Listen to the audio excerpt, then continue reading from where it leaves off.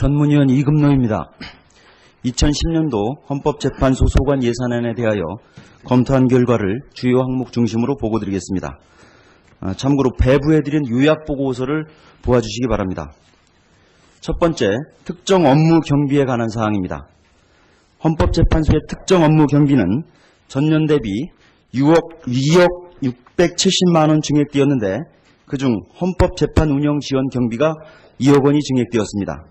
그런데 현금성 집행경비인 특정 업무 경비의 증액은 다소 이례적으로 보이며 사실상 매월 현금으로 정액 지급되고 있어 수당 성격으로 변절될 염려가 있습니다. 따라서 특정 업무 경비는 새로운 증액 사유가 발생하지 않는 한 그 증액은 최소 한도에 그쳐야 하며 그 집행의 투명성을 제고하는 등 목적에 맞게 지급될 수 있도록 집행하여야 할 것입니다. 두 번째로 해외 연수 확대에 따른 헌법연구관 인력 운용에 관한 사항입니다.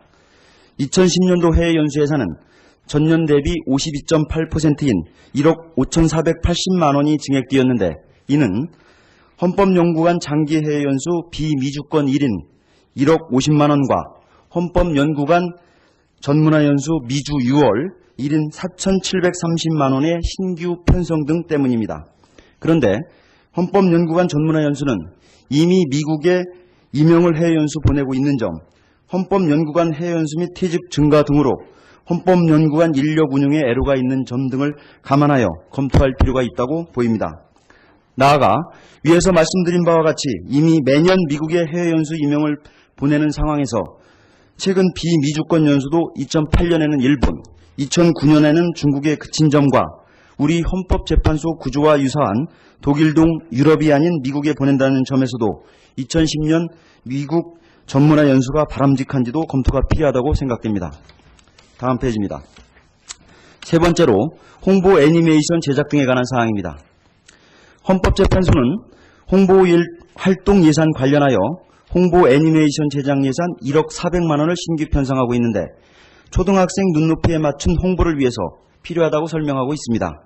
그런데 헌법재판소에서는 2009년 홍보 비디오 제작 사업을 하였는 바 초등학생에게 알맞은 내용만을 추린 별도의 홍보 비디오를 편집하여 활용할 수도 있는 점, 2009년에 시작한 어린이용 홍보 만화 제작 사업을 2010년에도 계속하고 있어 우선 이를 적극 활용할 필요가 있는 점 등을 감안하여 위 예산은 감액 조정을 검토할 필요가 있다고 생각됩니다. 네 번째로 헌법재판 정보화 사업 중 정보 시스템 운영 사업 관련입니다. 2010년도 헌법재판소 정보 시스템 운영 사업, 정보 시스템 운영 사업은 응용 시스템 운영 사업과 전자 접수 및 전자 송달 헬프 데스크 운영 사업이 있습니다. 이와 관련하여 전년 대비 178.9%인 2억 3,410만 원이 증액되었는데 응용 시스템 운영 예산의 증액 1억 3,980만 원과 전자 접수 및 전자 송달 헬프데스크 운영 예산 9,420만 원이 신규 계산되었기 때문입니다. 참고로 응용 시스템 운영 사업은 헌법재판 처리 및 전자 송달과 관련하여 전문 업체에 위탁하여 정보기술자가 헌법재판소에 상주하면서 정보 시스템을 유지, 관리하는 사업입니다. 그런데 응용 시스템 운영 예산 증액은 기존의 초급 기술자 2명 외에 추가로 중급 기술자 1명을 상주하는 예산으로 1억 540만 원을 증액한 것이 포함된 것으로 이미 초급 기술자 2명이 있는 점과 정보 시스템 운영 사업에는 전자접수 및 전자송달 시스템 운영 관련 상주 기술자 채용을 위한 헬프데스크 운영 예산 9,420만 원이 별도로 계산되어 있다는 점에서 중급 기술자 상주 예산의 신규 계산이 적정한지에 대한 검토가 필요하다고 생각됩니다. 그의 상세한 내용은 검토 보고서를 참조해 주시기 바랍니다. 이상. 의사일정 25항 폐기물의 국가 간 이동 및 그 처리에 관한 법률 일부 개정 법률안은 수입 폐기물을 투명하고 효율적 관리를 위해 수입 폐기물의 인계 인수에 관한 내용을 전자정보 처리 프로그램에 입력하도록 하는 등의 내용입니다. 안 제22조 제1항에서 환경부 장관에 대한 보고 검사 등의 대상자가 단순히 관계인으로만 되어 있어 명확성 원칙에 맞게 이를 구체적으로 규정하는 등 일부 체계와 작구를 정리하였습니다. 의사일정 26항 수질 및 수생태계 보전에 관한 법률 일부 개정 법률안에 대해서 보고드리겠습니다. 개정안은 오염물질 배출시설에 배출금지 등 특별조치를 명할 수 있도록 하려는 내용입니다. 안 제78조에서 이 특별조치에 위반한 자에 대해서 벌칙이 1년 이하의 징역 또는 1천만 원 이하 벌금으로 되어 있는데 개선명령 위반자에 대해 벌칙 규정이 없는 점 등을 감안해 볼 때 법정형이 과중한 측면이 있어 환경부와 협의하여 1천만 원 이하의 벌금으로 수정하여 보았습니다. 의사일정 27항부터 31항까지는 함께 보고 드리겠습니다. 의사일정 27항 및 29항부터 31항까지 법률 개정안들은 정부위원회 정비 계획에 따라 각 법률에 있는 환경부 소관의 각 위원회를 폐지하는 내용이고, 의사일정 28항 환경정책기본법 일부 개정안은 환경부 소관의 위원회를 폐지하는 대신 환경보전자문위원회를 환경정책위원회로 명칭을 변경하여 폐지되는 위원회의 주요 기능을 통합적으로 수행토록 하려는 것으로서 별다른 문제점이 없다고 보았습니다. 의사일정 32항 먹는물 관리법 일부 개정 법률안입니다. 개정안은 먹는물 오염 방지 및 먹는 샘물 등 유통 과정에서 변질 방지를 위한 규정들을 두었는데, 특히 환경부 장관 등이 국민 건강상의 위해가 발생하거나 발생할 우려가 있는 경우에는 먹는물 관련 영업자에게 유통 중인 먹는 샘물 등의 회수 폐기를 명할 수 있도록 하는 내용을 두고 있습니다. 이와 관련해서 시도지사 등은 수질 기준 등이 설정 변경된 경우에 이해관계자가 알 수 있도록 필요한 조치를 하도록 하고 있으나 이해관계자의 범위와 필요한 조치의 내용이 불명확하여 이를 환경부령으로 정하도록 임하는 규정을 보완해 보는 등 표현을 명확하게 정리하고, 또 과태료 부과주체의 근거 규정을 삭제하는 것으로 되어 있는데 이것은 존속하는 것으로 정리하여 보았습니다. 의사일정 33항 악취방지법 일부 개정 법률안은 동일사업장 등의 경우 악취방지시설을 공동으로 설치할 수 있도록 하고, 배출시설 사용 중지 명령 위반 등에 대한 벌칙을 강화하는 그런 내용입니다. 법문 표현의 일관성을 유지하고 명확하게 작구를 수정하여 보았고, 특히 검토보고서 3쪽에 보시는 바와 같이 안부칙 3조에서는 이 법 시행 후 5년 이내에 시도지사 등이 일정한 악취 배출 시설에 대한 기술 진단을 실시하도록 하고 있는데, 법 개정의 효율성을 신속히 확보할 필요가 있어 환경부와 협의하여 2년으로 수정하여 보았습니다. 의사일정 34항 친환경 상품 구매 촉진에 관한 법률 일부 개정 법률안은 친환경 상품 구매 촉진위원회를 폐지하는 등의 내용으로서 경미한 작구 수정에는 별다른 내용이 없습니다.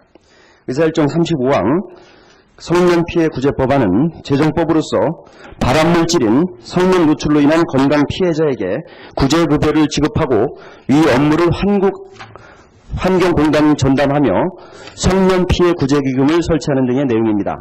안 제17조의 구제급여의 지급 규정을 명확히 하여 보았고, 안 제19조 및 45조에서 구제급여의 지급 중단 등의 결정 주체를 구제급여의 지급 결정을 하는 공단이 일관성 있게 할 수 있도록 수정해 보았습니다. 그의 상세한 사항은 검토 보고서와 주소문을 참조하여 주시기 바랍니다. 이상 보고를 마치겠습니다. 네, 수고하셨습니다. 다음은 대체 토론의 순서입니다. 지하실 분 계십니까? 네, 전문위원 이금노입니다. 의사일정 제1항부터 제6항까지의 각 정부가 제출한 일부 개정 법률안들은 알기 쉬운 법령으로 정비하려는 것입니다. 1항부터 5항까지 개정안들은 별다른 문제가 없다고 보았고, 6항 풍속영업의 규제에 관한 법률 일부 개정 법률안은 식품위생법 인용조항을 개정된 법조항으로 바꾸는 경미한 작구 수정에 별다른 문제가 없는 것으로 보았습니다. 이상 보고를 마치겠습니다. 수고하셨습니다. 다음은 대체 토론의 순서입니다. 질의하실 의원 계십니까? 예, 박영선 의원. 장관님께 질의하겠습니다. 이 법안과는 좀 별개의 문제인데요, 장관님. 예. 그 지방자치단체장 취임 일자가 이제 얼마 남지 않았습니다. 그래서 행정안전부에서 민선 5기 출범 관련 지방자치단체장직 인계 인수 매뉴얼이 지금 이제 하달이 된 것으로 알고 있는데요. 일부에서 지금 이제 이번 서울시 같은 경우에 당이 바뀌는 구청장들이 많이 있습니다.